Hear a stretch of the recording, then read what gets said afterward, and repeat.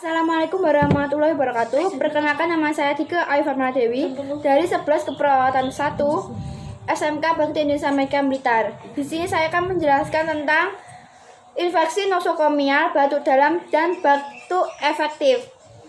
Sebelumnya, infeksi nosokomial adalah infeksi yang terjadi di rumah sakit atau dalam sistem pelayanan kesehatan yang berasal dari proses penyebaran di sumber pelayanan kesehatan, baik melalui klien, petugas kesehatan, pengunjung maupun sumber lainnya.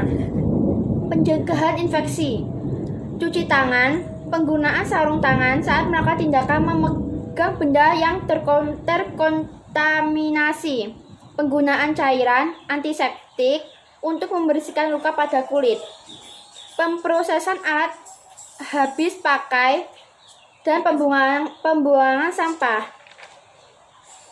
Berikut adalah latihan napas dalam. Definisi: bernafas dengan perlahan dan menggunakan diafragma sehingga memungkinkan abdomen terangkat perlahan dan dada mengembang penuh. Tujuannya: 1. Mencapai ventilasi yang lebih terkontrol dan efisien serta mengurangi kerja bernafas. 2. Meningkatkan inflamasi alveolar maksimal.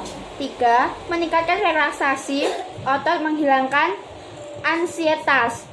4. Menyingkirkan pola aktivitas otot bernafas yang tidak berguna, tidak terkoordinasi, melambatkan frekuensi nafas, mengurangi udara yang terperangkap, serta mengurangi kerja bernafas. Berikut adalah indikasi. 1. Klien gangguan obstruksi dan restriktif. 2. Klien pada tahap penyembuhan dari pembedahan torak. 3. Untuk metode relaksasi. Berikut cara kerjanya. 1. Jelaskan prosedur pada klien. 2. Cuci tangan. 3. Minta klien untuk meletakkan satu tangan di dada dan satu tangan di abdomen. 4. Latih pasien untuk nafas perut. 5. Minta klien untuk merasakan mengembangnya abdomen. 6. Minta klien untuk menahan nafas hingga 3 hitungan. 7. Minta klien untuk menghembuskan nafas secara perlahan dalam 3 hitungan. 8. Minta klien untuk merasakan mengempisnya abdomen dan kontraksi dari otot. 9. Rapikan klien. 10. Cuci tangan. 11. Dokumentasi. Berikut adalah latihan batuk efektif. Definisi: latihan untuk mengeluarkan sekret yang terakumulasi dan mengganggu di saluran nafas dengan cara dibatukkan. Batuk efektif merupakan batuk yang dilakukan dengan sengaja. Batuk efektif dilakukan melalui gerakan yang terencana. Berikut adalah tujuannya. 1. Membebaskan jalan nafas dari akumulasi sekret. 2. Mengeluarkan sputum untuk pemeriksaan diagnostik laboratorium. 3. Mengurangi sesak nafas akibat akumulasi sekret. Berikut adalah indikasinya. 1. Penyakit paru obstruktif kronik. 2. Emfisema. 3. Fibrosis. 4. Asma.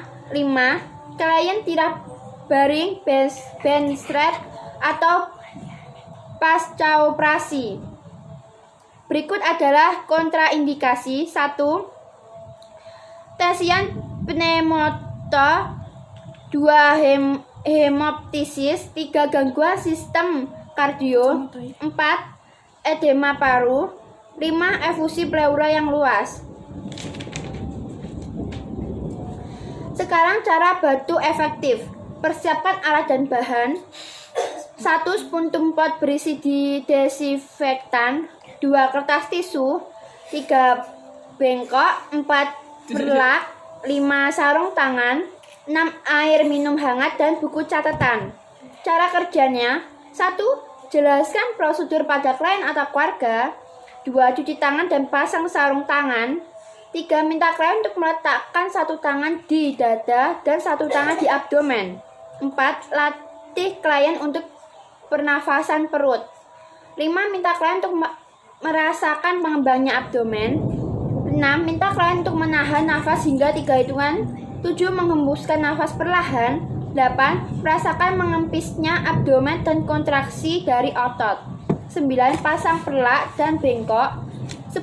Minta kalian untuk melakukan nafas dalam 2 kali yang ketiga. Inspirasi, tahan nafas dan batukan yang kuat. 11. Tampung lendir dalam puntung pot. 12. Bersihkan mulut dan hidung dengan tisu. 13. Berikan air minum hangat kepada klien setelah prosedur dilakukan dan rapikan kalian. 14. Cuci tangan. 15. Dokumentasi. Sekian presentasi dari saya. Kurang lebihnya mohon maaf sebesar-besarnya. Wassalamualaikum warahmatullahi wabarakatuh.